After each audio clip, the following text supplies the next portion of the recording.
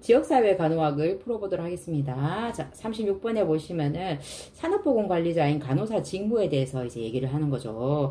자, 우리가 책에도 제가 자세하게 적었지만, 왜 산업보건관리자, 이제 우리가, 학교로 치면 이제 보건교사가 이제 근무를 하면서 학생이랑 직원들이 이제 건강관리 하잖아요. 산업장에도 이제 간호사를 두게끔 돼 있는데, 이제 간호사가 어떤 일을 하냐, 이건 거죠.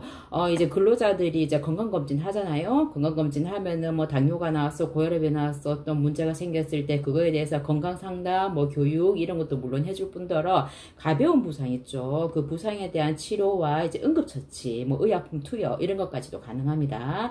그리고 이제 병원에서 보면 간호사들이 라운딩을 돌잖아요. 똑같아요. 이제 산업장에 있는 간호사들도 이제 순회 점검이라고 그러죠. 라운딩을 하면서 어떤 근로자가 이제 그 보호구를 써야 되는데 보호구를 안 쓰고 있어서 위험하네. 그 부분에 대해서 지적을 하고 하시라고 얘기를 하고, 또 만약 뭐 유해가스가 나오는 곳인데 배기장치가 이제 시설이 잘 안 돼 있어요. 그러면 이 유해가스로 인해 가지고 이제 직원들이 이제 문제가 생길 위험성이 높다. 그러면은 이 배기장치를 좀 점검을 해서 이제 뚫던지 뭐 이제 방법을 해야 된다고 이제 얘기할 수 있는 부분이기도 하죠. 그리고 이제 보호구란 것이 뭐 이제 그 머리에 쓰는 보호구, 입에 쓰는 보호구, 귀에 하는 보호구, 여러 가지 보호구들이 있죠. 그죠? 그 보호구들을 구입할 때 적절한 지도와 조언까지도 할 수 있는 게 산업간호사가 이제 하는 일입니다. 37번은 이제 방문간호사가 이제 욕창이 있는 어르신 이제 댁에 방문을 하는 거죠. 근데 1, 2, 3, 4, 5에 나오는 모든 것들이 이제 다 해당되는 내용이긴 하지만 여기서 가장 중요한 건 우선적으로 해야 하는 걸 물어보는 거죠. 자, 이제 욕창이 굉장히 악화가 되고 열이 난다는 것은 이제 욕창 부분에 있어서 감염이 이제 발생했다고 의심할 수가 있는 거죠. 그럴 때는 이제 집에서 이렇게 들여다볼 그 한도를 넘어섰습니다. 그러면 방문간호사는 병원에 가도록 이제 적절한 지도를 해야 되는 거죠. 38번은 이제 오타와 헌장에 대해서 물어보는 거죠. 자, 오타와 헌장이 딱 나오면은 건강 증진, 건강 활동 이제 요런 거랑 이제 매칭해서 여러분들이 생각을 하셔야 됩니다. 그러면 여기에 이제 제가 보기에도 상세하게 적어놨지만 건강을 증진시키기 위한 5가지 이제 활동 영역이 있습니다. 자, 첫 번째로 이제 건강한 공공정책의 수립이 나오는데, 자, 공공정책이라는 거는 규칙, 법, 약속 뭐 이런 것들을 말하는 거죠. 예를 들어 이제 내가 혼자서 이제 건강 나는 열심히 건강 뭐 활동을 하기 위해 노력할 거야. 이게 가장 중요한 부분인 거겠지만, 자, 행정적인 부분. 예를 들어 내가 이제 음주 뭐 술을 뭐 많이 먹고 나서부터 이제 막 운전해서 집에 갈 거야. 이런 행동은 자신의 이제 건강과 생명에도 위협을 줄 뿐더러 다른 사람의 이제 건강과 생명에도 위협을 주는 굉장히 하면 안 되는 행동이잖아. 그쵸? 그리고 이제 흡연 이제 할 때 이제 금연 장소임에도 불구하고 흡연할 때는 이제 벌금을 이제 조치를 한다거나, 킥보드를 쓸 때 이제 헬멧을 쓰세요. 아니면 벌금 줄 거예요. 뭐 이런 모든 것들이 규칙과 법으로 돼 있잖아. 그죠? 그래서 이러한 것들도 이제 한 개인의 건강 증진을 위해서 이제 중요한 기반이 된다. 두 번째는 지지적 환경이란 거는, 자, 내가 이제 집 밖에 지금 나갔을 때 자전거 도로 요즘 너무 잘 돼 있죠. 그쵸? 자전거 도로가 있고, 산책로가 있고, 이제 뭐 운동할 수 있는 운동기구들도 있고, 금연 아파트도 되게 많이 지정이 되잖아요. 그죠? 이제 그런 것들이 이제 내가 건강하게 살기 위한 이제 이거 자극을 주는 이제 지지 요인이 될 수가 있는 거죠. 그래서 굉장히 열악한 환경, 이제 열악한 동네에 이제 사는 주민들이 이제 안타깝게도 이러한 이제 건강 활동을 많이 못하는 것들이 이런 자극이 될 만한 요소가 많이 없어서 그런 것도 있습니다. 그리고 지역사회 활동의 강화라는 거는 이제 커뮤니티죠. 이게 오프라인이 됐든 온라인이 됐든 간에 이제 금주 모임, 그리고 금연 모임, 아니면 유방암 절제 수술 환자들을 위한 그런 모임이라든지 여러 이제 사람들이 다 모여가지고 자신의 감정, 자신의 지식, 정보 이런 것들을 공유를 하면서 이런 방법으로 하면 조금 더 이제 더 낫겠다 하면서 건강을 조금 더 증진시킬 수 있는 동기부여가 이제 되는 거죠.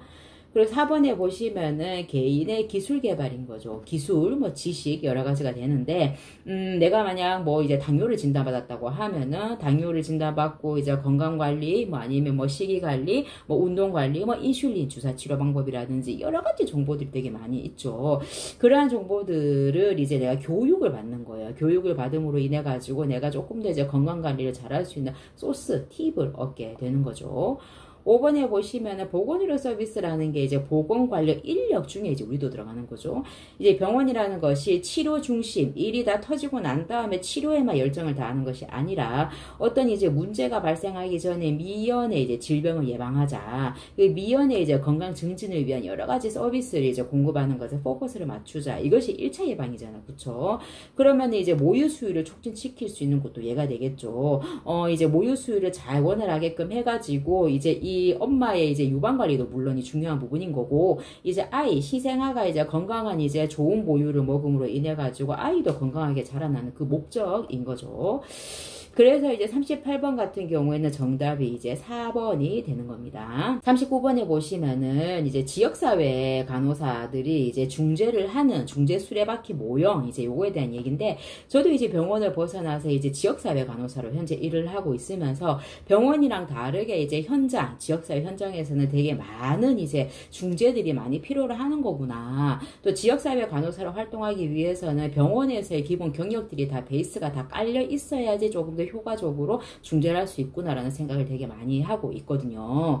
자, 그럼 지역사회 간호사들이 하는 여러 가지 중재들이 수레바퀴처럼 이제 같이 막 물려서 돌아간다, 뭐 이런 의미인데, 여러 가지 일들이 있는데, 첫 번째 감시 활동이라는 것은 예를 들어 만약 장루 이제 주머니 이제 간호를 하는 그 가정이 만약 있다고 치면은, 내가 이제 가서 이제 장루 주머니 이제 교체하는 방법에 대해서 알려드리고, 주 2회 뭐 주 3회 이런 식으로 내가 알려드리겠지, 그죠? 알려주고 난 다음에 얼마나 이분들이 이제 내 도움 없이도 잘 이제 교체를 하는 건지 모니터링을 하는 거죠. 이게 감시 활동에 들어가는 거고, 아웃리치 활동이라는 거 여기 이제 정답인데, 아웃리치라는 게 이제 밖에서 뭐 하는 뭐 현장 봉사 활동 뭐 이런 이제 어학사전의 의미가 있던데, 제 나름대로 이제 해석을 해보면은 아웃 밖으로 간다, 리치 다 다르다 이런 말이잖아요.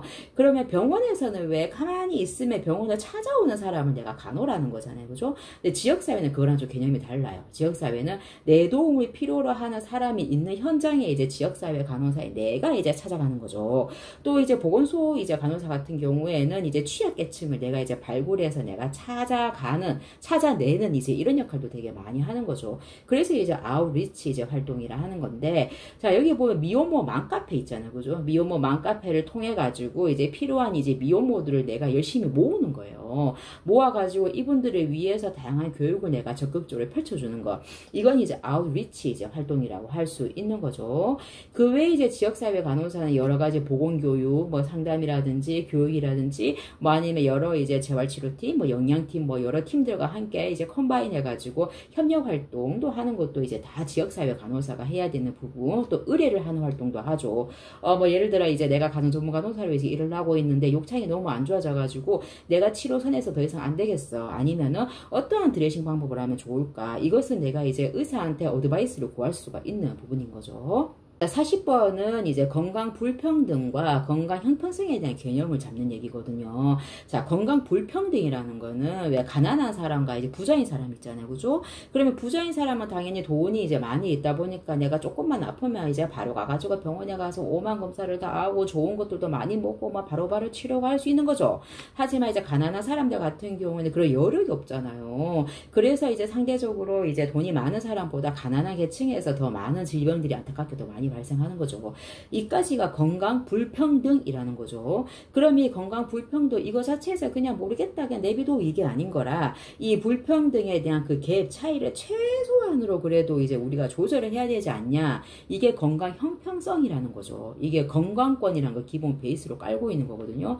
건강권이라는 게 뭐예요? 이게 모든 국민이 건강하게 살아갈 수 있는 권리를 가지고 있다 그 말인 거예요. 그러면 이분들을 위해서 내가 돈이 없더라도 이제 병원을 저렴한 이제 비용으로 가가지고 내가 조금 이제 치료를 받을 수 있는 기회를 준다거나, 뭐 아니면 내가 이제 건강을 관리받을 수 있는, 고혈압을 내가 관리받을 수 있는 그런 교육의 기회를 내가 받는다거나, 뭐 아니면 이제 내가 만약 지하방에 살면서 만약 곰팡이도 이빨이 있는 그런 집에 만약 살고 있어요. 그러면 없는 병도 이제 걸릴 수가 있다 아닙니까, 그죠? 그럴 때는 이 사람에 대해서 생계가 좀 힘들구나. 그러면은 이제 조금 더 나은 집으로 가서 살 수 있게 그 임대 아파트죠, 그죠? 그런 곳에서 이제 뭐 좋은 환경을 제공해 준다거나, 영양이 부실하면 쌀 같은 거, 뭐 계란 같은 거, 라면 같은 거 보건소 그때 살짝 실습해 보니까 그런 것도 더 많이 제공을 하더라고요. 그런 모든 것들이 이제 건강 형평성에 대한 이제 개념에 들어가는 거죠. 자, 41번 같은 경우에는 SWOT를 말하는 거예요. SWOT라는 게 이제 어떤 것을 사업이라든지 뭐 아니면 어떤 계획하는 그런 뭐 일정 일 이런 것들의 계획을 할 때 여러 가지 것들을 이제 요인들을 평가를 해가지고 이것들이 과연 이제 성공을 할 수 있을까?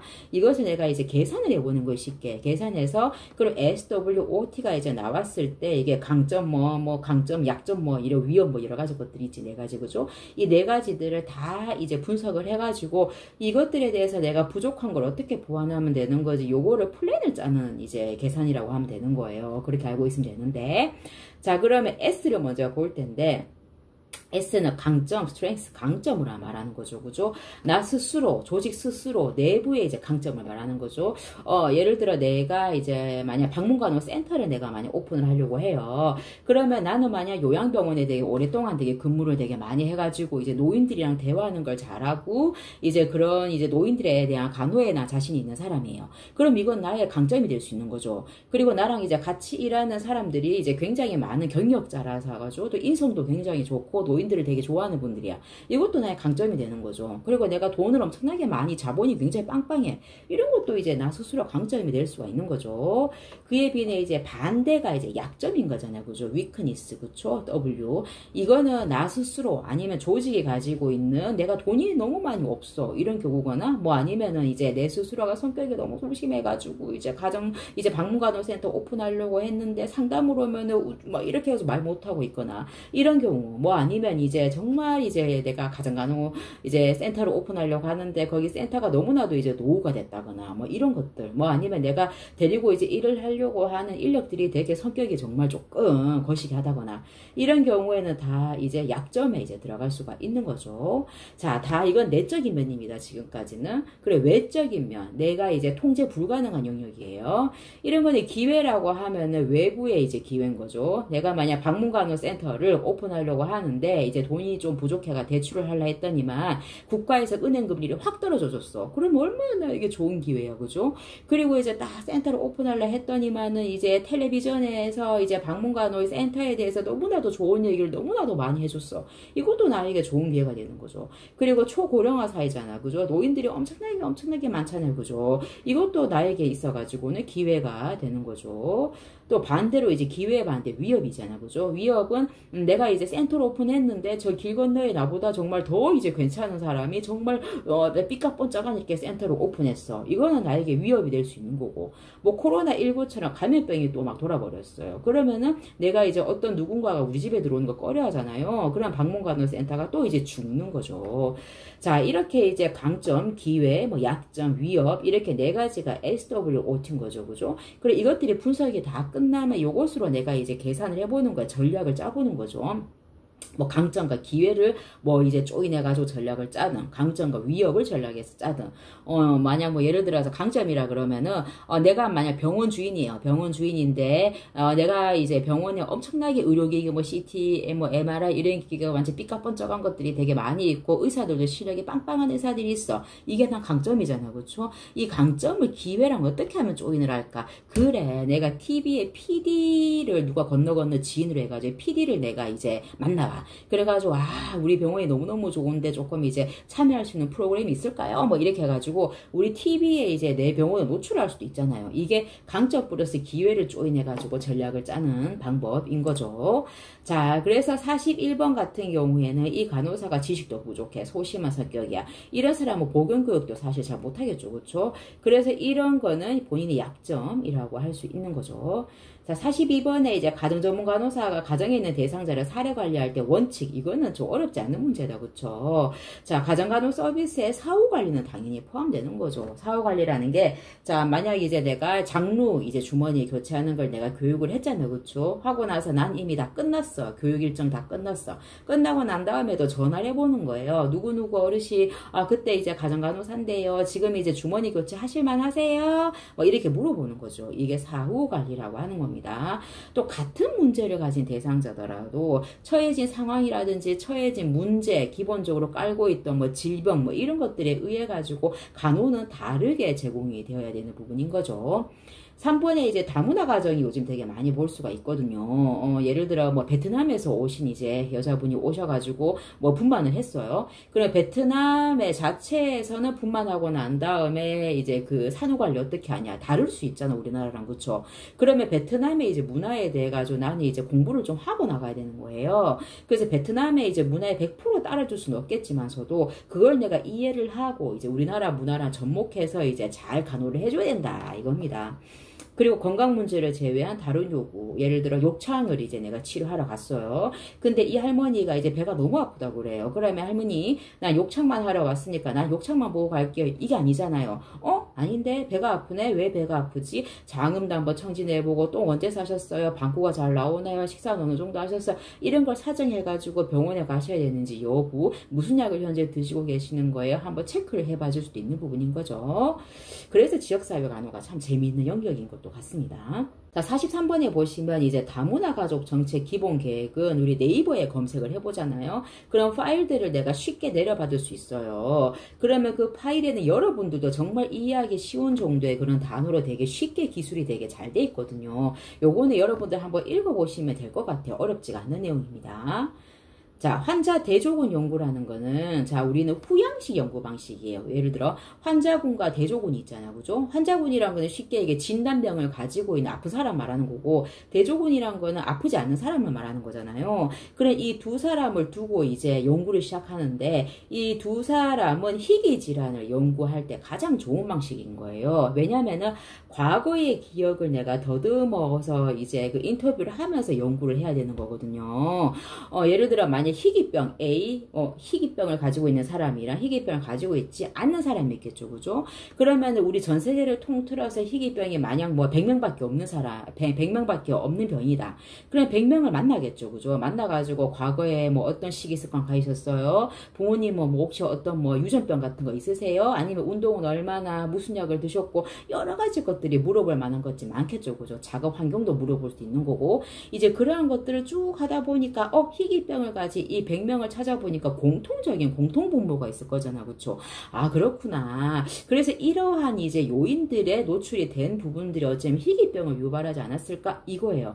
그래서 이게 후양식, 과거, 거꾸로 간다는 거잖아. 그죠? 그래서 후양식 연구 방식인데 희귀병이 아닌 예를 들어 뭐 폐렴에 대해서 조사를 한다. 폐렴이 환자들이 얼마나 많아. 그죠? 얼마나 많은 사람들 어떻게 일일이 가서 과거를 물어보고 하겠어요? 안 되는 거지. 그래서 희귀병 연구 방식의 적절한 이제 방식이라는 거죠. 이 대조군과 환자군은 이제 진단, 내가 이제 어떤 희귀병이라는 진단명이 붙냐 안 붙냐 이거 차이 말고는 다른 거는 따지지 않아야 되는 겁니다. 그리고 여기 원인과 결과를 확인하기가 쉽지 않죠. 왜냐면은, 자, 제가 희귀병 가지고 있긴 한데, 내가 30년 전에, 내가 어떤 일을 했더라? 내가 30년 전에 일했던 공장에서 뭐가 위험했더라? 내가 담배를 얼마나 폈더라? 내가 콜레스테롤 음식을 많이 먹었나? 이런 것들이 과거의 기억에 대해서 의존을 해야 되는 거기 때문에, 이게, 내가 술을 많이 먹은 것 같기도 하고, 아닌 것 같기도 하고. 그래서 이게 현재 이제 희귀병을 가지고 왔다는 것을 원인과 결과를 이제 매칭할 수가 없는 거예요. 그래서 수월하지 않다는 거죠. 과거의 기억 때문에 그런 거죠. 자, 교차비 이거는 공식은 여러분이 외우셔야 돼요. 자, 특정 요인, 이게 뭐 나쁜 요인이 됐던 좋은 요인이 됐던 간에 이 특정 요인에 이제 노출이 되었을 때 질병을 일으키는 위험에 얼마나 영향을 미치는지 알아보는 값인 거거든요. 그러면 이게 특정 요인이란 것이 만약 좋은 거라는 거는 예를 들어 만약 뭐 필라테스 운동을 뭐 일주일에 뭐 5번씩 매일매일 나가서 했을 때 당뇨병을 만약 이제 줄이는데 영향을 미쳤다라고 이제 만약을 말하는 거예요. 이렇다면 이때 이제 교차비가 이제 적용이 될 수가 있는 거죠. 그러면 값이 1보다 크게 되면 이제 특정 요인이 질병 발생률을 높인다는 것이고 1보다 작으면 질병 발생 위험을 감소시킨다 뭐 이런 것들이 있는데 요거는 여러분이 공식을 이제 외워야 되는 방법밖에 없습니다. 자, 그럼 45번에 보시면은 사회 생태학적 모형이라고 나오는데 자, 사회 생태학적 모형이란 것은 자, 우리가 어떤 이제 결정을 하잖아요. 이게 건강과 관련된 결정이 결정이든 뭐 어떤 결정이든 간에 이 결정을 할 때 여러 가지 요인들이 이제 작용을 한다는 거죠. 그 말은 사회 생태학적, 내가 내 혼자 사는 세상이 아니라는 거예요. 난 주변의 모든 환경에 영향을 받는 존재인 거잖아요. 자, 그러면 개인 요인이란 거는 내가 가지고 있는 신념이라든지 내가 가지고 있는 지식, 태도, 믿음, 가치관 이런 것들이 내 행동에 영향을 미치잖아요. 뭐 가령 예를 들어서 나는 정말 담배를 피우는 사람이 너무 싫어. 나는 담배 정말 싫거든. 이런 내가 신념과 가치관을 가지고 있다고 하면은 담배를 꼴도 보기 싫겠죠. 그죠? 그리고 나는 뭐 음주 과목 이런 거 너무 싫어하는 사람이에요. 난 성향이. 그러면 술자리도 피하게 되는 거죠. 이게 개인 요인이 되는 거고, 개인 간 요인은 내 주변에 만약 친구들이 만약 뭐 술 엄청 많이 마셔. 또 담배를 엄청 피는 뭐 꼴초들이야. 이렇게 되면은 맨날 술자리 불러나가고 맨날 뭐 담배 피게 되고 주변에서 만약 뭐 맨날 콜레스테롤 맞아. 그 뭐야. 그거 패스트푸드 이런 거 만약 먹는 거 되게 좋아하는 친구들밖에 없어. 그러면 당연히 이제 그 친구들의 영향을 받게 되는 거죠. 자, 조직 요인이란 거는 조직 환경, 조직 문화 이런 것들이 개인의 선택에 영향을 미친다는 건데, 이제 예를 들어 이제 내가 지금 만약 일하고 있는 병원의 간호사 선생님들이 다 건강에 너무나도 관심 많으셔가지고 매일매일 운동을 다니시는 분들이고, 만약 주말이면 산에 올라가시고 건강식 맨날 드시고 이런 분들로만 구성이 돼 있어요. 그러면 내가 그분들한테 맨날 뭐 운동 얘기 듣고 뭐 이런저런 얘기 들을 거 아니야, 그죠? 그럼 나는 입사를 할 때 나는 뭐 맨날 술 좋아하고 막 이런 사람이었는데, 듣다 보니까 이 선생님들 말에 이제 내가 흡수가 되는 거예요. 그럼 이게 조직 요인이 되는 거죠. 그래서 어떤 이제 선생님들이랑 어떤 사람들이랑 어울리냐에 따라서 내 성향이 되게 많이 바뀌게 되는 거죠. 자, 지역사회 요인이라는 것은, 자, 내가 만약 지금 살고 있는 이 아파트에서 이제 주변에 내가 이제 걸어 나가면 뭐 의원이고 뭐 병원이고 깔리고 깔렸어요. 버스, 지하철 뭐 엄청 잘 돼 있어. 그럼 내가 조금만 아프더라도 이제 나가면은 의사를 만날 수가 있는 곳에 있다. 이런 거랑 아니면 이제 산촌에 있어가지고 뭐 어디 뭐 병원 한번 가려고 하면은 버스 타고 5시간 나가야 되고 이런 곳에 있는 거랑 완전히 위치가 다르잖아요. 그죠? 그러면 그만큼 내가 건강 행위를 하는데 결정을 하는데 영향을 미칠 수밖에 이제 없는 거죠. 그 다음에 이제 정책 요인이란 거는 아까 앞서 말씀드렸듯이 내가 어떤 행동을 할 때 어떤 정책과 법과 이런 거 영향을 받잖아요. 내가 오늘 술을 막 마셨어. 그러면 나는 나 술 조금밖에 안 먹었는데 운전 그냥 하고 가야지 라고 생각을 하다가도 아차 그러면 안 되지. 그럼 내가 혹시라도 경찰한테 걸리면은 나의 자동차 면허증은 이제 뭐 정지가 먹게 되는 거고 벌금도 이제 맞게 되는 거고 난 그걸 출근할 때도 지장이 되겠네. 계산을 하게 되잖아. 그죠? 이 정책 요인. 그래서 어떤 이제 개인의 행동을 규제를 하기 위해서 건강하게 살기 위한 이런 정책, 법 이런 것들이 굉장히 많이 필요한 부분인 겁니다. 그래서 45번의 정답은 이제 정답이 2번이 되는 거죠. 개인 요인이 신념이니까. 46번에 보시면 이제 모유수유 교육을 뭐 어떤 간호사가 진행을 했대요. 목표 달성 정도에 대한 평가는 뭐 어떻게 하냐 뭐 이건데, 자 이제 내가 어떤 이제 교육을 하잖아요. 어떤 고혈압을 가진 이제 보호자나 환자를 대상으로 모아 놓고 이제 교육을 하려고 내가 계획을 할 거 아니에요. 뭐 이제 그냥 즉석으로 하는 거 아니잖아, 그죠? 그러면은 이제 몇 월 며칠 몇 시에 장소라는 것까지 나오겠죠, 그죠? 그 투입된 자원에 대한 평가라는 거는 이제 자원이라는 것이 이제 교육하는 간호사 나 자신도 중요한 자원이 되는 거고, 교육 자료도 자원이 되는 거고, 그리고 이제 교육을 할 때 PPT 내가 깔아 놓는다. 그럼 노트북도 자원이 되는 거고, 시설도 자원이 되는 거고, 에어컨 자원이 되는 거고, 다 모든 것들이 투입된 자원인 거죠. 그죠? 이것들이 얼마나 이제 괜찮았냐 이건 거죠. 예를 들어 교육을 하는 이 간호사 자원, 이 자원이 얼마나 이제 뭐 고혈압에 대해서 교육한다고 해놓고는 아주 그냥 지식이 부족해가지고 보호자 앞에서 말 한마디 못하고 버벅거리면은 자원에 대한 평가가 굉장히 낮아지는 거죠. 사업의 진행에 대한 평가는 이 교육이 차질 없이 원활하게 진행이 되었는가 이거예요. 예를 들어 이제 뭐 교육을 하는데 막 더워 죽겠는데 막 에어컨도 작동이 안 돼. 그러니까 앉아있는 사람이 땀 삐질삐질 흘리면서 교육을 들었어요. 그러면 당연히 교육이 제대로 안 됐다는 거 아니에요. 또 뭐 PPT를 틀어놨는데 뭐 PPT가 뭐 이제 뭐 지워졌다거나 뭐 아니면 깜빡깜빡거린다거나 뭐 이러면은 이제 불 조명 같은 경우에도 적절치 않았다거나 이러면은 사업의 진행에 대한 평가, 교육 진행에 대한 평가가 완전히 낮게 체크되는 거죠. 자, 목표 달성 정도라는 거는 솔직히 내가 측정 가능한 숫자로 평가가 이루어져야 되는 거죠. 내 인슐린 주사에 대해서 내 교육을 했다 그러면은 교육하기 전에는 인슐린이 뭐예요? 주사 어떻게 놓는지도 모르겠어요. 했던 분들이 그죠? 교육을 마치고 나니까 모든 100명의 사람들이 이제 다 인슐린 주사를 배에 놓는 걸 다 마스터를 했어요. 그러면은 이제 목표치가 이제 다 완성이 된 거잖아요. 그죠? 그러면 이런 것들이 이제 뭐죠? 목표 달성 정도에 대한 영양평가에 이제 들어가는 거죠. 그래서 46번에 이제 정답은 4번이 되는 겁니다. 교육을 끝나고 난 다음에 얼마만큼의 사람들이, 얼마만큼, 몇 퍼센트의 사람들이 모유수유 시범을 성공적으로 볼 수 있었는가. 이거는 목표치에 얼마나 달았냐 이거죠. 자, 47번에 보면은 보건진료소에 대한 얘기가 나오죠. 보건진료소라는 거는 이제, 왜, 의사가 없는 이제 농촌, 뭐 어촌 이런 데 있잖아요. 그죠? 시골에 보건진료소에 이제 간호사가 이제 근무를 하면서, 약간의 진료를 할 수 있게끔 허락을 해주는 거죠. 그분이 보건진료원인 거죠. 공무원인 거죠. 그쵸? 그래서 이제 이 보건진료원인 이 간호사는 그 해당하는 맞는 이제 주민들의 이제 여러 가지 건강들을 내가 관리를 해야 되는 거죠. 자, 그러면 이 보건진료원은 이제 뭘 할 수 있냐? 이 문제인 거예요. 자, 이제 그 농촌에서 만약 뭐 이제 주민들이 외상, 뭐 상처를 받았다, 다쳤다. 이럴 때는 응급처치, 약품 투여할 수 있는 거고, 야, 이건 내가 할 게 아니야. 너무 많이 심하게 다쳤어. 이러면 환자를 이송도 내가 시켜야 되는 거고, 그리고 이제 진찰과 검사까지도 내가 할 수 있게 허락을 해줬어요. 딱터가 없으니까 내가 해야 되니까. 그리고 정상 분만일 경우에만 내가 분만을 도울 수 있다는 것까지 나오고, 당연히 뭐 또 요양지도, 예방접종, 이런 것까지 다 이제 포괄해서 들어가는 부분인 겁니다.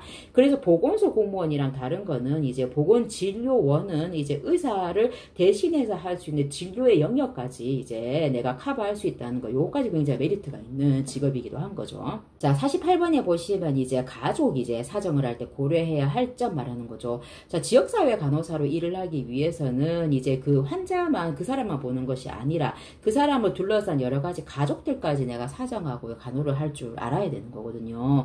그러면 이제 가족의 형태는 당연히 변화하잖아요. 내가 만약 나는 이제 나 결혼하고 싶지 않아. 나는 1인 가구로 살고 싶어. 하지만 살다 보니까 좋은 남자 만나서 결혼하고 애기 놓고 살 수 있잖아요. 1인 가구였던 사람이. 그리고 나는 이제 뭐 우리 신랑이랑 사이좋게 살았는데 정말 틀어져가지고 이혼을 했네? 이런 경우에는 우리 아이 입장에서 편부모 가족이 될 수 있잖아요. 가족의 형태는 언제든지 변화한다. 가족의 문제는 당연히 서로에게 영향을 미치잖아요. 그리고 어떤 사람이 교통사고 당해서 쓰러져가지고 만약 뭐 베드에 누워서 지내야 되는 상황이 됐어. 그러면 그 사고가 있기 전이랑 있은 후랑 완전히 가족의 그 상황은 달라지는 거죠. 가족은 개방체계입니다. 그래서 이 주위에 둘러싼 뭐 직장이라든지 이웃이라든지 모든 것에 영향을 받잖아요. 그래서 뭐 누구 집에 애는 어떻더라, 누구 신랑은 어떻더라, 뭐 이런 얘기를 하잖아요. 이게 가족은 개방체계이기 때문에 그런 거죠. 4번에 보시면 가족의 문제만 중심이 아니라는 거예요. 물론 문제도 봐야 되겠지만 이 가족이 가지고 있는 강점이 무엇인가, 이것도 같이 이제 사정을 해가지고 내가 진단하고 간호 계획을 짤 수가 있어야 되는 거죠. 만약 예를 들어 이제 이 가족 자체에서 어떤 문제라는 것을 만약 직장인 이제 다 직장 다니는 사람들이에요. 보호자들이 다 직장을 다니는 사람들이라 가지고 집에서 누워 계신 이제 어르신을 케어할 수 있는 분들이 다 시간이 없대요. 그러면 강점은 뭐겠어요? 다 직장 다니면서 일을 하다 보니까 금전적인 여유가 있네. 그러면 돈을 조금씩 모아가지고 1인 간병을 쓸 수가 있네. 이것이 강점이 될 수가 있잖아요. 그래서 가족의 문제뿐만이 아니라 플러스 강점까지도 같이 봐줘야 된다. 가족이 스스로 문제를 해결할 수 있도록, 이거는 진짜 많이 들어보셨죠, 그죠? 이제 가족뿐만이 아니라 개인을 간호할 때도 마찬가지예요. 이 사람이 언제까지 뭐 간호사의 내 손에 의지해서 살 수가 없잖아요, 그죠? 예를 들어 인슐린 주사를 이제 내가 가서 교육을 하잖아요, 그죠? 인슐린 주사는 언제가 됐건 간에 이제 본인 스스로 배에 주사를 할 수 있고 관리를 할 수 있는 그날이 와야 되잖아요. 그래서 그날을 위해서 이제 지역사회 간호사가 현장에 가가지고 교육을 계속 해주는 거죠. 49번은 이제 우리나라 의료비가 증가하는 이유는 이제 우리 여러분 다 추측할 수 있죠. 그죠? 되게 의료비가 되게 많이 높아지잖아요. 우리가 노인 인구가 되게 많이 증가했잖아요. 초고령화 사회죠. 그죠? 노인 인구는 되게 많이 증가하고, 그 말은 만성질환을 가지고 있는 인구들이 되게 많아진다는 거죠. 그 말은 또 뭐죠? 병원을 이용하는 사람들이 되게 많아진다는 거죠. 이건 뭐죠? 또 의료비 상승으로 이어진다는 거죠. 근데 그에 반면 이제 출산율은 엄청나게 많이 떨어져가지고 미래의 젊은 사람들은 되게 많이 줄어들고, 그러면 이제 이 노인들을 부양해야 되는 인구들은 줄어드는 반면에 의료비는 계속 올라가. 굉장히 심각한 문제 이제 되는 거죠. 자, 또 국민의 이제 생활 수준이 되게 많이 높아졌잖아요. 그래서 이제 지금은 되게 이제 옛날에는 이제 1차 예방이라는 개념이 그렇게 많이 없었을지도 몰라요. 하지만 지금은 이제 1차 예방에 관심을 가진 사람들이 되게 많아졌다는 거예요. 그래서 지역사회 간호사 역할이 되게 많이 높아졌다라고 생각을 저는 하는데, 그래서 이제 뭐 옛날에는 뭐 아프고 난 다음에 내가 뭐 건강관리 해야지 이랬는데 요즘에는 왜 내가 되게 슬림하고 이러더라도 난 조금 더 건강하게 살아가기 위해서 운동을 한다거나 좀 더 날씬하고 이러고 싶어가지고 이제 식이관리하고 이런 분들 되게 많잖아요. 영양제도 되게 많이 드시고 이게 생활 수준이 많이 높아지니까 그런 거죠. 그래서 내가 조금만 아프더라도 바로 병원에 가가지고 조기에 내가 검진받아야지라고 생각을 하지.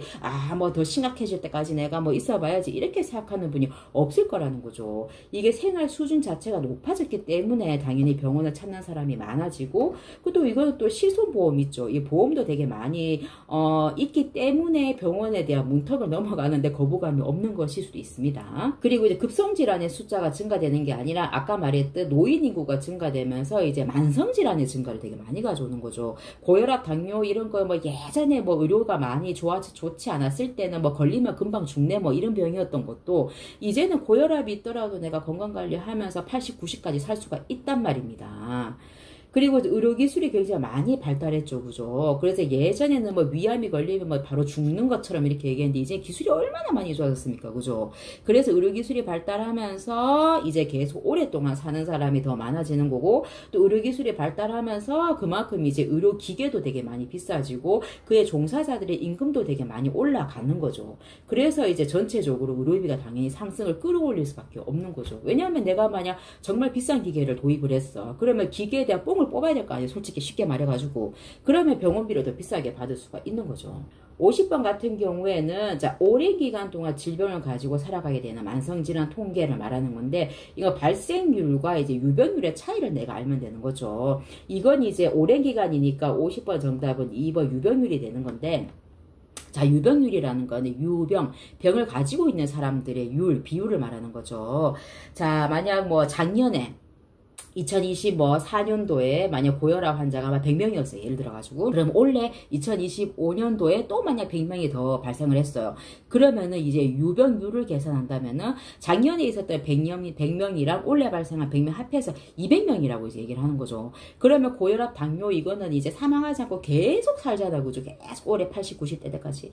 그럼 유병률은 계속 만성질환은 증가할 수밖에 없는 거죠. 이분이 사망하지 않는 이상은. 그렇잖아. 그죠? 하지만 발생률이라는 거는 이제 기존에 이제 발생한 거는 제껴두고 생각을 하는 거예요. 그래서 발생률이란 건 이제 만약 이제 올해 100명이 생겼고 작년에 100명이 생겼어. 그러면 작년에 100명을 제껴놓고 올해 이제 발생한 율만 이제 따지는 거죠. 그래서 50번 문제처럼 이제 오랜 기간 동안 질병을 가지고 살아가게 되는 만성질환의 통계를 이용할 때는 유병률을 많이 보게 되는 겁니다. 발생률은 급성질환 있죠. 뭐 급성 감염병 이런 거는 발생률이 되게 많이 높아지는 거죠.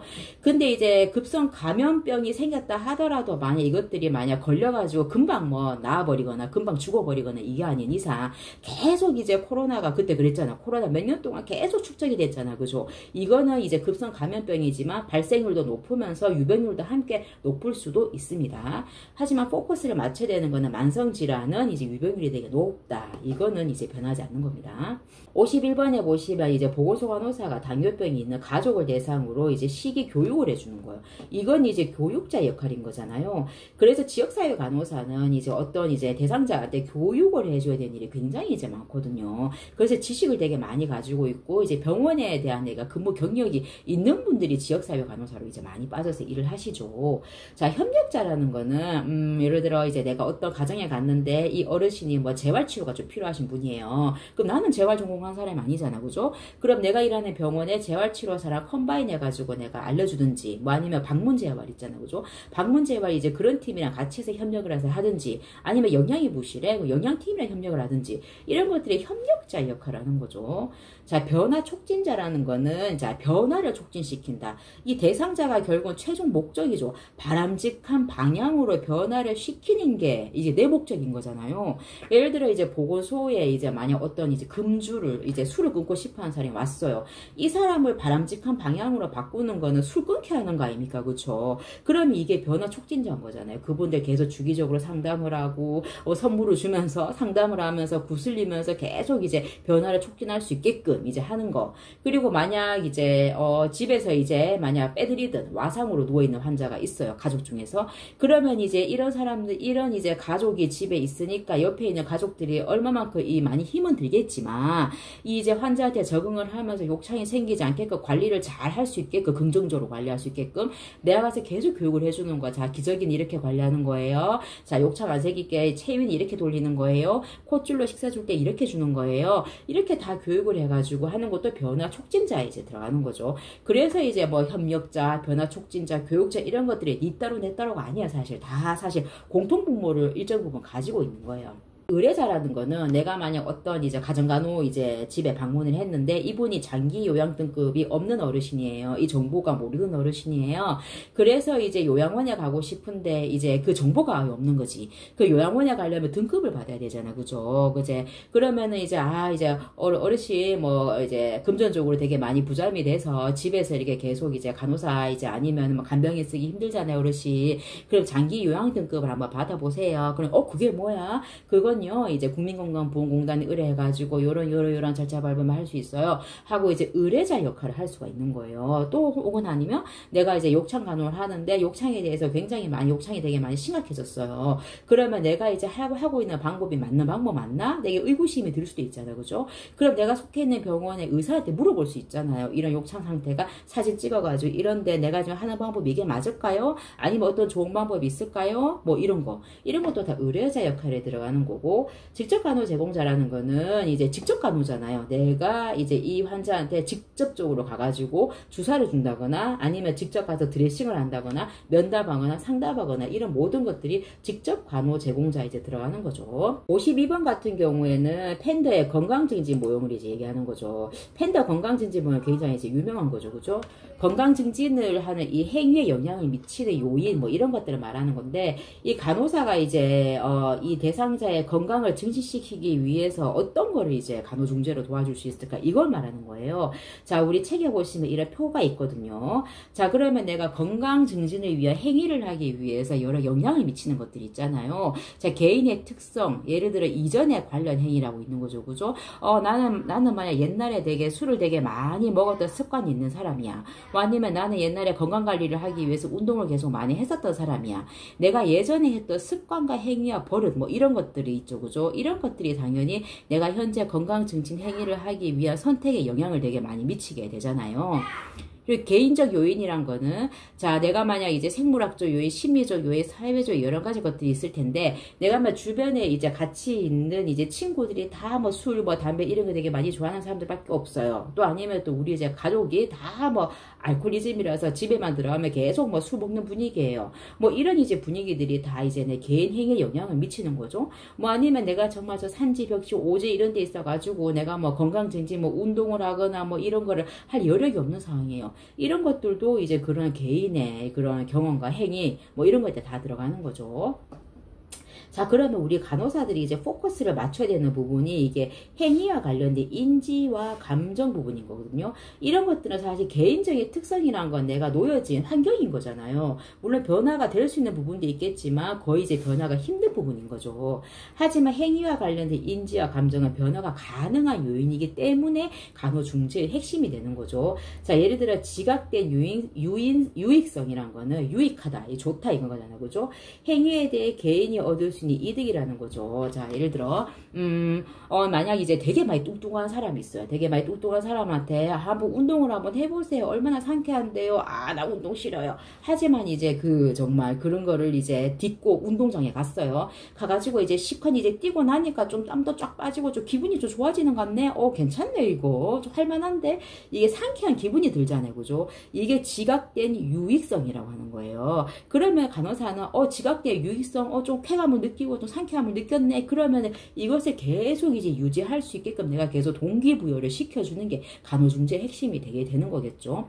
지각된 장애성이란 거는, 자, 어떤 건강행위를 하려는데 불편함과 어려움을 겪는 거예요. 예를 들어, 이제 나는 이제 친구들 되게 많이 좋아해요. 근데 친구들 가서 술자리 모임에 술 부어라 마시라 이러면서 이제 막 이제 즐기는 걸 되게 많이 좋아하는데 나는 거기 만약 안 가잖아. 나 술 끊을래 안 가는데 왠지 소외감도 느끼는 것 같고 좀 거시기해. 이게 불편함과 어려움인 거잖아. 그죠? 그러면 그러한 것을 느끼지 않도록 뭐 아니면 다른 좋은 이제 술을 이제 좋아하지 않는 그런 금주 커뮤니티 모임 같은 것도 있잖아요. 그런 모임을 내가 소개를 시켜주는 방법도 있고, 뭐 아니면 간호사로서 그런 금주를 하고 싶어하는 사람들을 모아가지고 내가 커뮤니티를 만들어줄 수도 있는 거죠.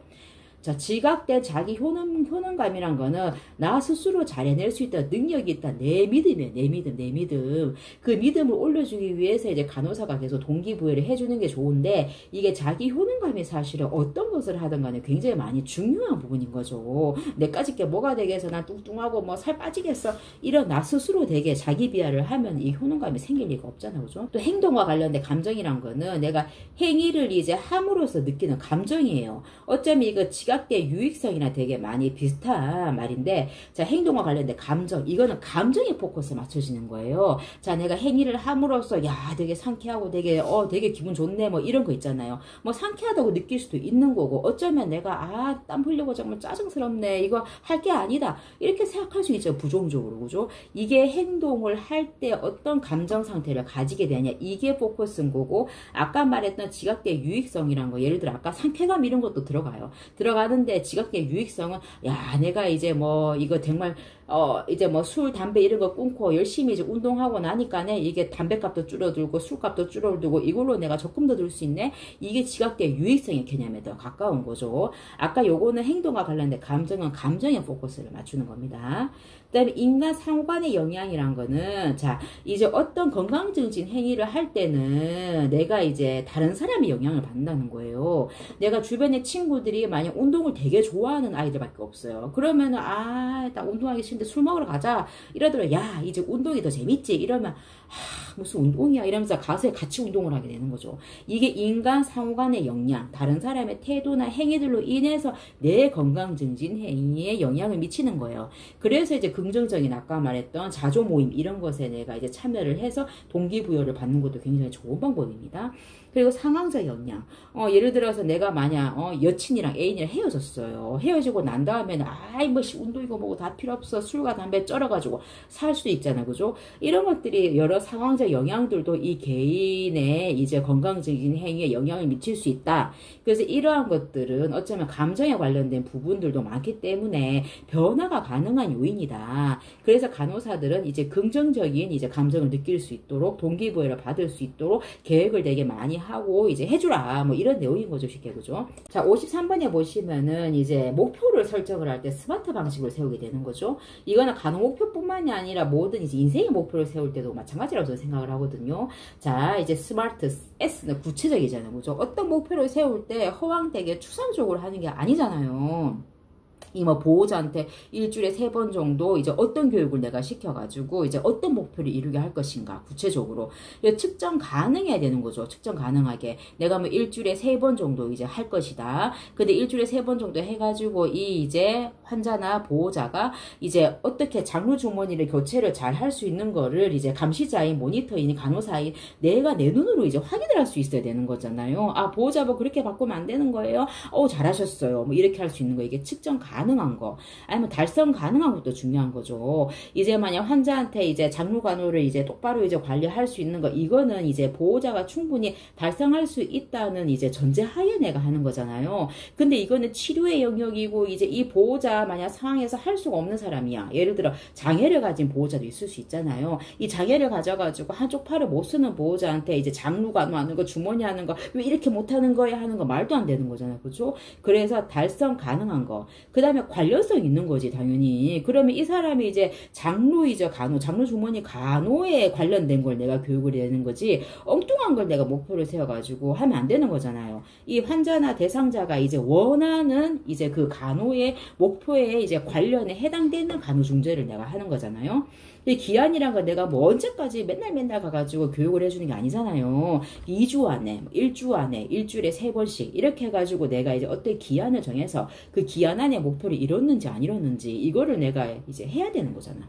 그래서 이게 스마트 방식인 거죠. 54번에 보시면 지역사회 간호사가 독거노인의 주택 노후 상태 주공간을 확인하는 것은 어떤 자료 수집 방법인가 나오는데, 이거 차창박 조사라고 하는 거죠. 뭐 차창박 조사라고 해가지고 차 타가지고 여기서 뭐 이제 들여다본다는 게 아닌 거예요. 내가 현장에 가가지고 직접 이제 주택의 노후 상태도 보는 거고, 여기서는 이제 이제 이 어르신이 만약 뭐 보건소를 이용하려고 하면은 어떤 교통수단을 써야 되는 거야, 아니면 주변에 얼마나 뭐 보건지소가 있나, 진료소가 있나, 아니면 병원이 있나, 이것 이것을 내가 이제 분석을 하고 이제 상황을 파악을 하는 거죠. 이것들이 다 이제 차참바 조사라고 하는 겁니다.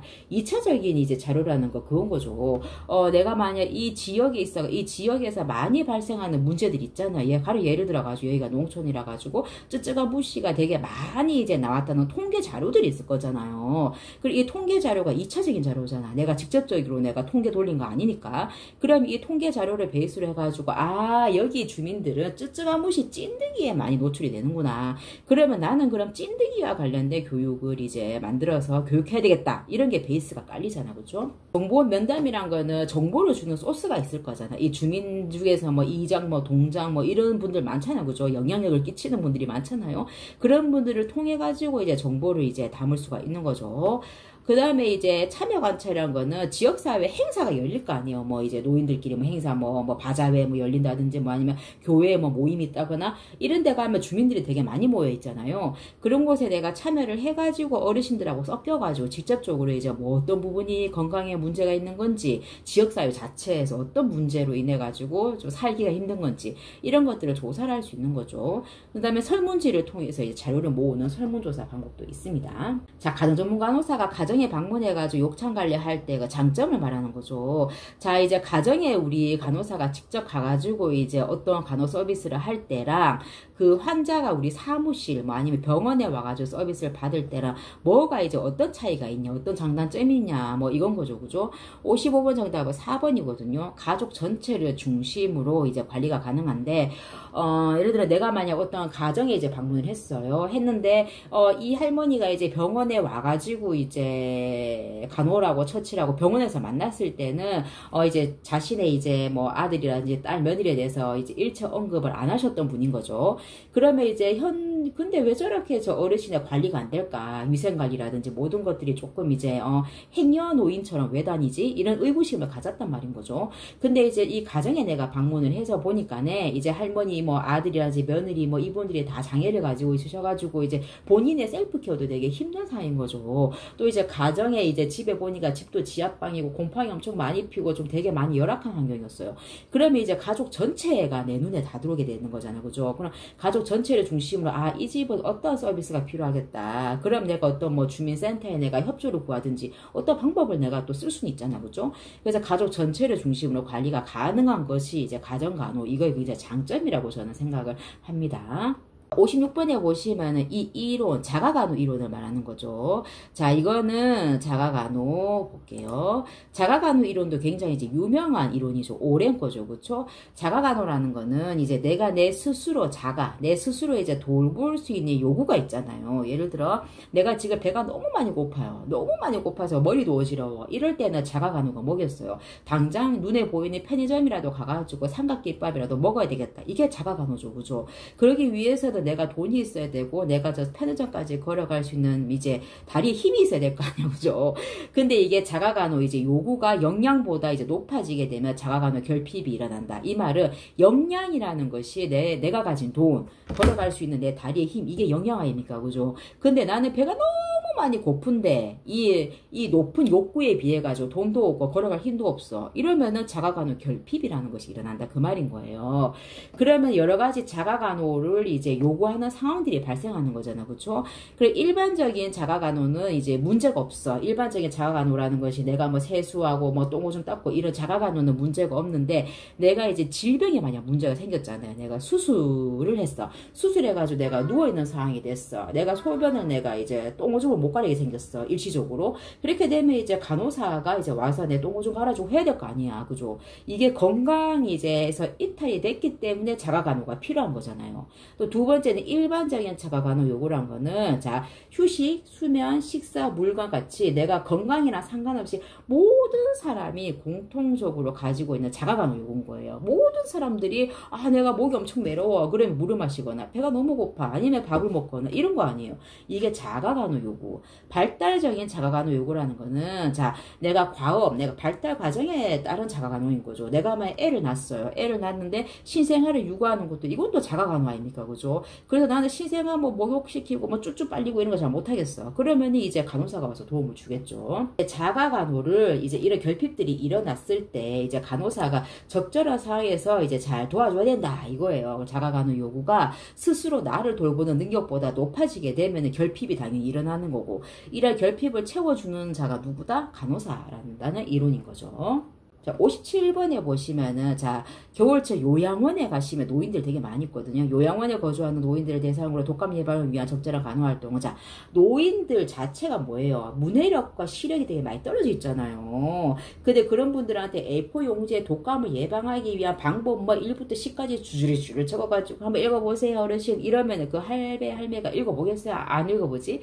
그러면 이제 이 노인들한테 적절한 건 뭐겠어요? 아주 선명한 쨍한 그림을 이용해가지고 예방 포스터를 이 어르신들 눈에 보이는 이제 벽에 붙여줘야 되는 거예요. 그러면 딱 봐도 독감이 예방하기 위해서는 기침할 때 이렇게 막아가서 이제 콜록콜록 기침해야 된다거나 손을 잘 씻어야 된다는 거구나, 이런 것을 한눈에 보이게끔 해야 되는 거죠. 그쵸? 그 다음 문제는 식중독과 관련된 문제죠. 회를 먹고 난 다음에 설사구토가 있어. 이럴 때는 이제 장염 비브리오 이제 식중독이라고 하는데, 제가 책에 보면 이제 좀 외우기 쉽게 이제 팁으로 넣어가지고 되게 많이 잘 적어놨거든요. 자, 장염 비브리오 같은 경우는 뭐죠? 비브리오는, 자, 만약 해산물 물고기 이런 거 먹으면 비리잖아, 그죠? 비린내 나잖아, 그죠? 비려 이게 장염 비브리오 식중독 비려 이거죠. 그래서 요 밑에 것들도 내가 정말 외우기 쉽게끔 제가 책에 잘 적어놨거든요. 요거 팁을 참고하셔가지고 이제 세균성 식중독이죠, 그죠?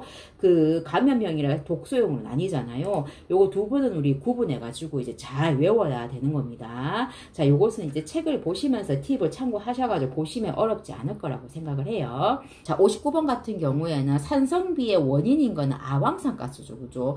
요거는 황산화 물질로 해가지고 탄소 태우잖아, 그죠? 자동차 탄소라든지 탄소를 태울 때 발생한다. 이게 아황산가스가 이제 산성비의 원인이 된다고, 그죠? 산성비가 내리게 되면 왜 이제 쇠 같은 거, 이제 철 같은 거 부식시키고 막 그러잖아요. 그래서 아황산가스는 인체에 되게 치명적인 독성이 있는 이제 물질인 거죠. 자, 우리가 문제에도 되게 많이 나오는 게 일산화탄소 되게 많이 나오잖아, 그죠? 일산화탄소는 이제 무색 무취잖아요. 맹독성 가지고 있는데, 이게 만약 왜 이제 뉴스 같은 데 되게 많이 안타까운 사고 되게 많이 보잖아요. 그래서 내가 뭐 자살하기 위해서 뭐를 피워놓고 이제 일산화탄소 중독이 돼가지고 죽거나 이런 거는 많이 보는데, 자, 이제 일산화탄소가 이제 헤모글로빈이 있잖아, 몸에, 그죠? 이 헤모글로빈이 산소와도 결합을 하지만 이산화탄소랑도 이제 결합을 하는 거죠. 근데 얘가 일산화탄소랑도 결합을 해요, 헤모글로빈이. 근데 헤모글로빈이 이제 산소가 있으면 이제 산소를 많이 이제 붙어서 친하게 지내겠지, 그죠? 근데 일산화탄소가 내 몸에 들어오는 순간 산소를 배신 때려버리는 거예요. 산소는 손을 안 잡고 이제 일산화탄소와 무조건 친하게 지내면서 그걸로 뇌로 가져간다는 거죠, 그죠? 그러면 산소 부족으로 인해 가지고 이제 뇌가 이제 잘못되는 거죠. 그래서 헤모글로빈이 이제 일산화탄소와 결합하는 능력이 200배 넘게 이제 산소에 비해서 더 높다는 겁니다. 그래서 위험하죠. 그리고 이제 암모니아 같은 경우에는 이제 이것도 이제 뉴스에 보면 안타까운 사고 되게 많이 일어나잖아요, 그죠? 그래서 정화조에서 이제 어떤 거기서 일하는 사람이 쓰러져가지고 이제 발견됐는데 이미 사망했다, 이런 것도 이제 심심치 않게 뉴스에서 보는데, 무색이죠. 자극적인 유독가스. 왜 정화조 있잖아, 똥오줌만 이빨 있는데 그럼 되게 자극적이잖아, 그죠? 이런 것들이 자극적인 유독가스예요. 가스인데 이게 호흡기 문제, 눈 자극되잖아, 그죠? 그리고 두통, 구토를 유발하는 거죠. 끝에는 이제 의식이 잃게 되면서 사망에까지 이르는 거죠. 그래서 이런 정화조 같은 이제 이런 암모니아 같은 게 많이 발생할 수 있는 이런 곳에서 일을 할 때는 적당한 뭐 보호구 같은 거 이런 거 장비를 이제 갖춰서 들어가셔야 되는 거죠. 그리고 라돈 같은 경우에도 이제 예전에 침대에서 라돈 나와서 되게 많이 시끄러운 거 아마 아실 거예요. 이거는 방사능, 자연적으로 생겨나는 방사능 물질이거든요. 폐암을 일으키는 주된 물질이긴 한데, 이게 건물, 뭐 아파트, 이런 뭐 철근 콘크리트, 아니면 침대 같은 아까 말했던 그런 것에서 자연적으로 발생하는 거예요. 최근에 뉴스 보면 신규 아파트 있잖아요. 새로 신축 아파트 같은 경우에 이제 이런 라돈 같은 것들이 많이 검출됐다, 뭐 이런 것도 되게 많이 나오는데, 그래서 이제 내가 살고 있는 우리 집에 이제 얼마나 라돈이 많이 검출되냐 이런 것을 측정할 수 있는 기계들도 인터넷에 있더라고요. 60번은 이제 민감도, 뭐 특이도, 양성 예측도, 음성 예측도 이거를 좀 구분할 줄 알아야 된다는 건데, 자, 민감도와 특이도는, 자, 우리가 이제 민감도는 질병을 가진 환자를 대상으로, 예를 들어 이제 코로나 환자예요. 코로나 환자를 대상으로 내가 이제 키트 검사하잖아요. 검사할 때 실제 두 줄이 뜨는 정확도를 말하는 거예요. 만약 이제 코로나 이제 그 바이러스가 한 마리가 있더라도 코로나 환자 맞잖아요. 근데 코로나 이제 바이러스가 한 마리가 있던 두 마리가 있던 정확하게 두 줄을 이제 판정하는 이 정확도, 민감하게 반응하는 정확도, 이게 민감도를 말하는 거고, 특이도라는 거는 코로나가 걸리지 않는 사람을 대상으로 검사할 때 진짜 한 줄이 나오는 그게 특이도인 거죠.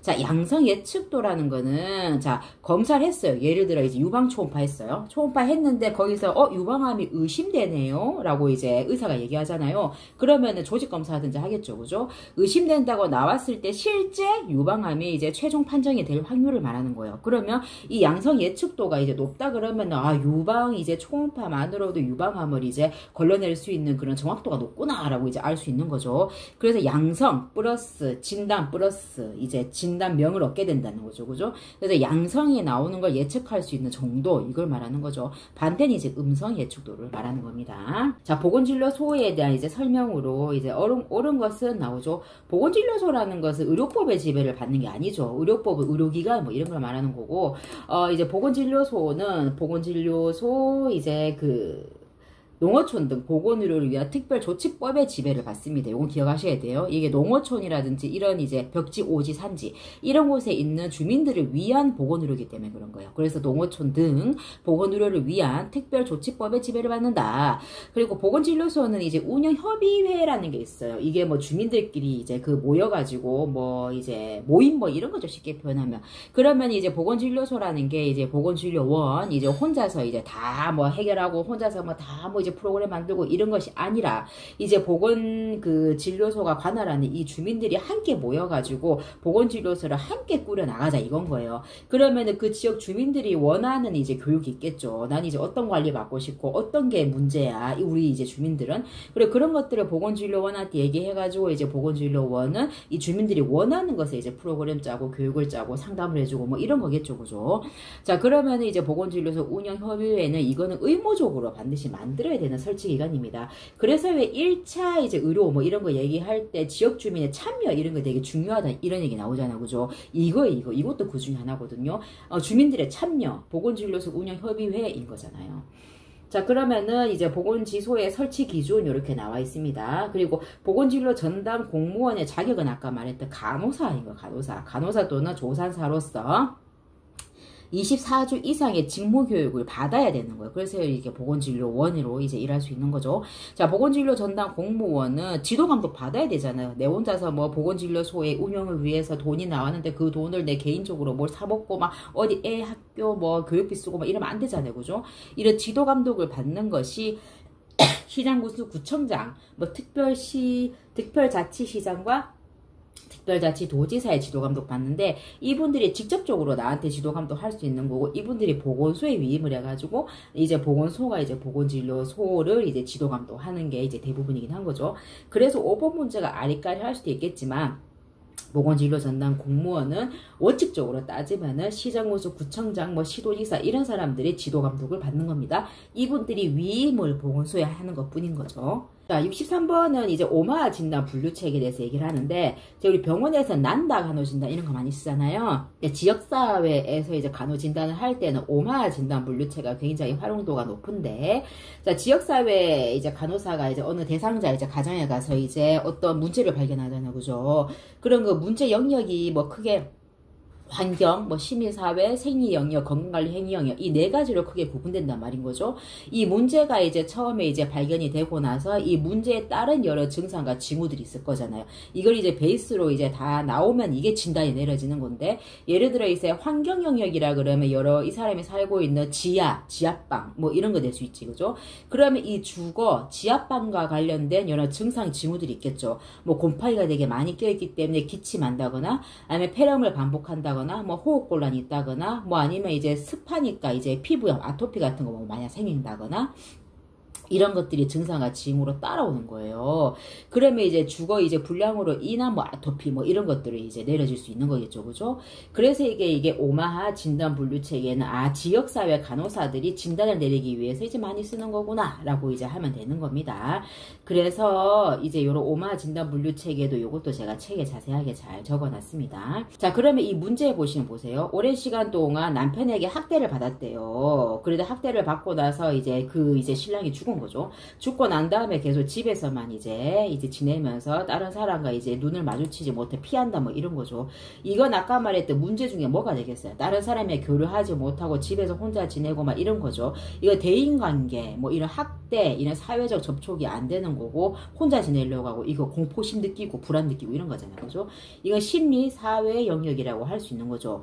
그럼 이제 대인관계 단절 뭐 이런 거죠. 그죠? 이런 이제 문제로 인한 증상은 그럼 뭐겠어요? 다른 사람 만날 때 눈을 이제 마주치지 못하고 계속 집에서만 있으려고 하는 거고 다른 사람 앞에 가면 이제 불안하고 손 떨고만 이런 이제 모습도 보이는 거고 이런 것들이 여러 가지 증상으로 나타날 수가 있는 거죠. 64번에 보시면 이제 고혈압과 관련된 2차 예방이 나오는 거죠. 자, 우리가 1차 예방, 2차 예방, 3차 예방이 있잖아요. 그죠? 1차 예방이란 것은 내가 이제 어떤 증상이 없어요. 어떤 뭐 진단이 내려진 것도 당연히 없는 거죠. 그래서 정말 건강한 상태에서 내가 더 건강하게 살기 위해 노력하는 게 뭐예요? 난 지금 이제 더 건강하게 살려고 아침에 이제 식이 조절하는 거고 밤에는 이제 기름진 야식 안 먹고 술 담배 끊고 운동 뭐 일주일에 3번 이상 나가고 이런 것들이 1차 예방인 거죠.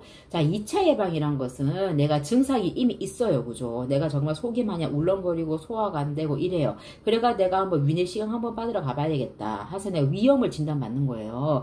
그럼 내가 조기에 진단을 받는 거잖아요. 조기 진단을 받아가지고 조기에 이제 치료를 해가지고 이제 더 이제 위궤양 뭐 위암 이런 걸로 이제 가는 것을 내가 막는 거죠. 이게 2차 예방인 거죠. 근데 2차 예방이 여러분들이 헷갈리는 것이 자 고혈압이라든지 당뇨 같은 거 내가 이미 진단받은 사람이 뭐 식이관리하고 운동하고 이런 것들도 2차 예방에 들어가는 거예요. 3차 예방으로 이제 여러분들이 잘못 오해할 수 있는 거죠. 자 고혈압을 내가 가지고 있다고 해가지고 금방 내가 장애가 와가지고 뭐 뇌출혈이 와서 누워있거나 이런 거 아니잖아요. 고혈압을 가지고 있더라도 약을 계속 복용하면서 사회생활하고 할 거 다 하고 막 이렇게 건강하게 사는 사람들 되게 많단 말인 거죠. 그러면 난 고혈압을 이미 진단을 받았어. 하지만 내가 더 안 좋아지는 걸 막기 위해서 내가 조기에 나 관리하는 거잖아. 관리 차원인 거죠. 그래서 조금 더 짠 음식을 안 먹고 술 안 먹고 뭐 이렇게 약 먹는 거 되게 뭐 등한시 안 하고 뭐 이런 것들이 모든 것들이 자 예방 관리 이제 2차 예방에 들어가는 영역인 겁니다. 하지만 이제 고혈압이 와가지고 관리를 안 해가지고 이제 뇌졸중이 와가지고 이제 반신마비 와가지고 장애가 왔어. 이런 경우에는 이제 퇴행을 막기 위해서 재활을 하기 위해서 하는 게 이제 3차 예방에 들어가는 거죠.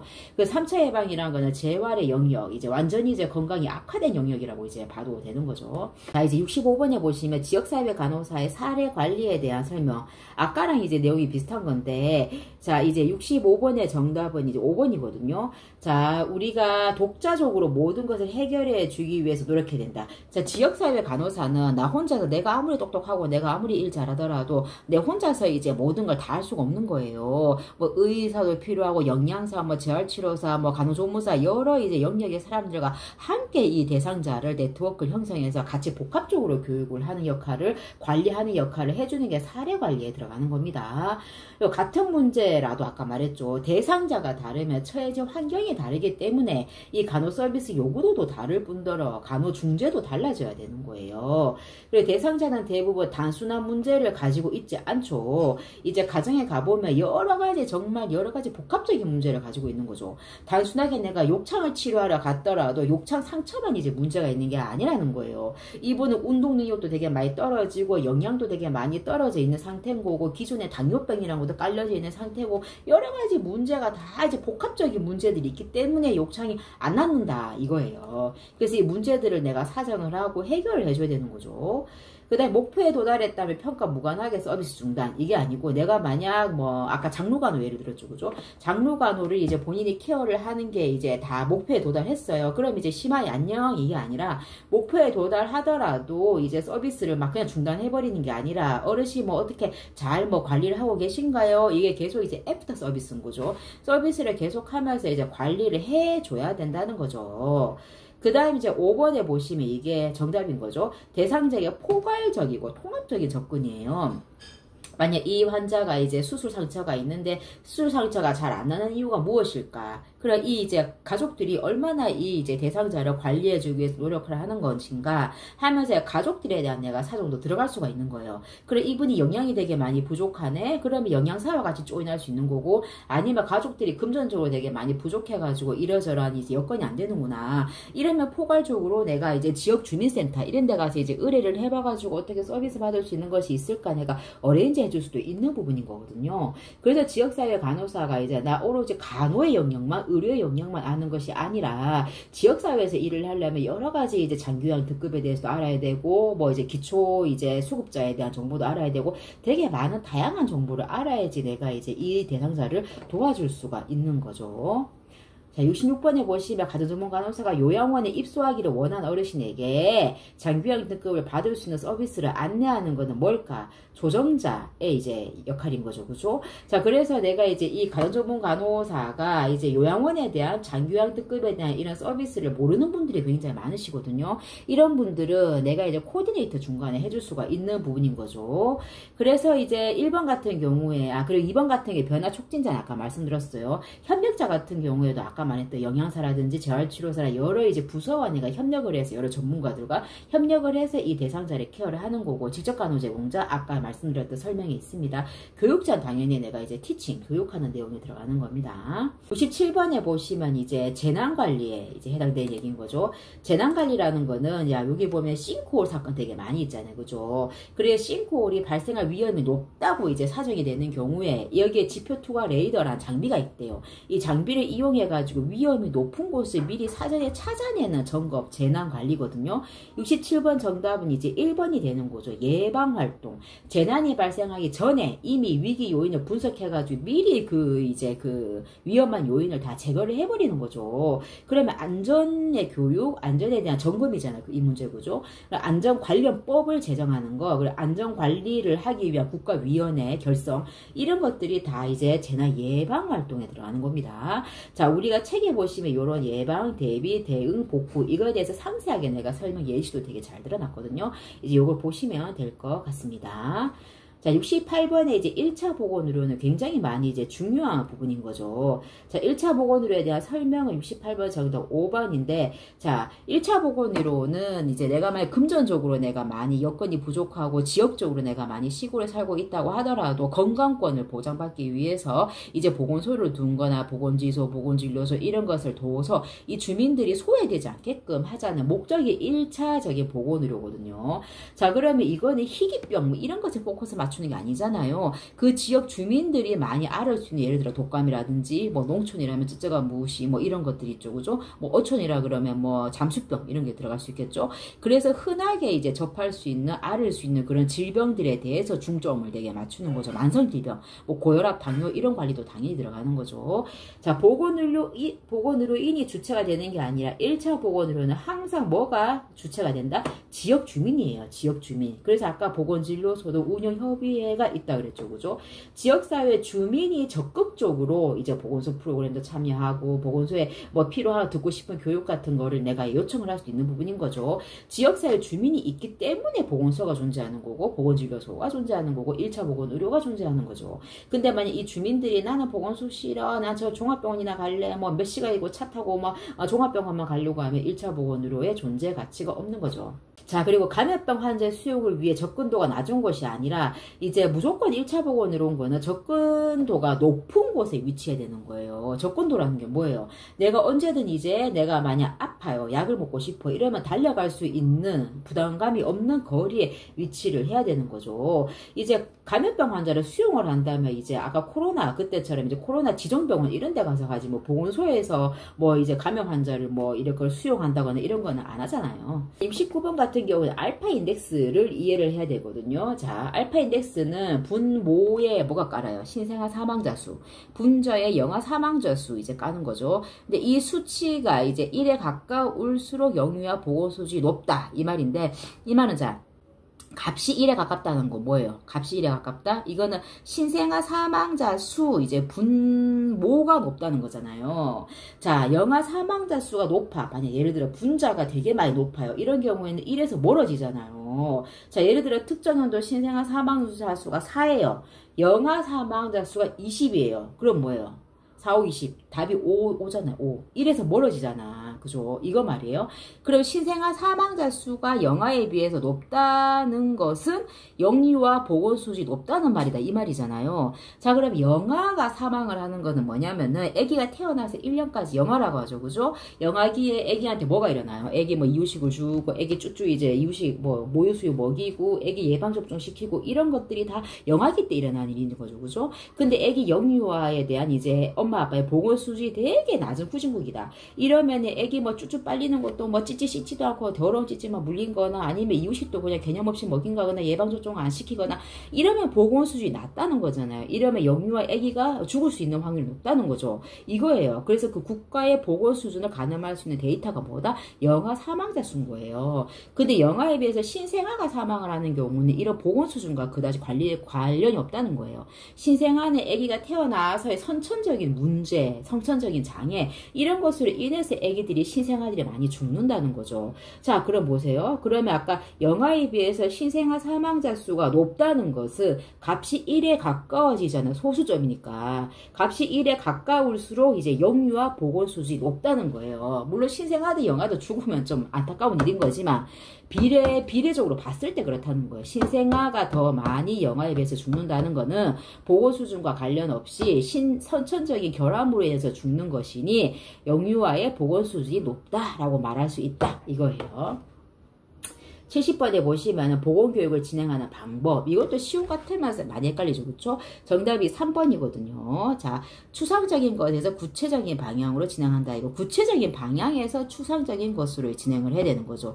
예를 들어서 추상적인 거라는 것이 뭐 상상하는 영역이라고 쉽게 표현해도 되는 거예요. 자, 우리가 학교에서 이제 배울 때 만약 폴리카테타 유치도뇨관에 대해서 배운다. 그러면 유치도뇨관을 실제 보여주는 게 이제 뭐예요? 구체적인 거잖아요. 그죠? 아, 이거 이렇게 생겼구나. 관이 이렇게 생겼고 이 관이 이제 요도구를 통해서 방광으로 들어가는구나. 그럼 유치도뇨관을 실제 구체적인 물질을 이제 보여줬을 때 자, 여러분 이게 이제 요도로 들어가는 거예요. 그러면 상상을 할 수 있죠. 추상적인 방향으로. 그죠? 근데 유치도뇨관이란 걸 안 보여주고 나서 유치도뇨관이 있습니다. 자, 내가 그림으로 그려줄게요. 자, 이게 이제 요도로 들어가는 거 상상을 해볼까요? 자, 구체적인 유치도뇨관을 본 거랑 그림으로 그려주는 거랑 다르다는 겁니다. 자, 2번에 보시면 단순한 방향에서 복잡한 방향으로 가는 거죠. 자, 뭐 욕창에 대해서 내가 교육을 하는 간호사예요. 자, 단순한 것은 정말 단순한 욕창, 심플 드레싱. 단순한 이제 상처에 대해서 요런 것 말이에요. 포비딘으로 닦고 생리식염수로 닦고 뭐 어떻게 하는 거예요? 자, 이제 배우셨죠? 이거 이해하셨죠? 자, 그러면 조금 더 이제 복잡한 상처를 한번 우리 한번 공부를 해볼까요? 이렇게 가는 거죠.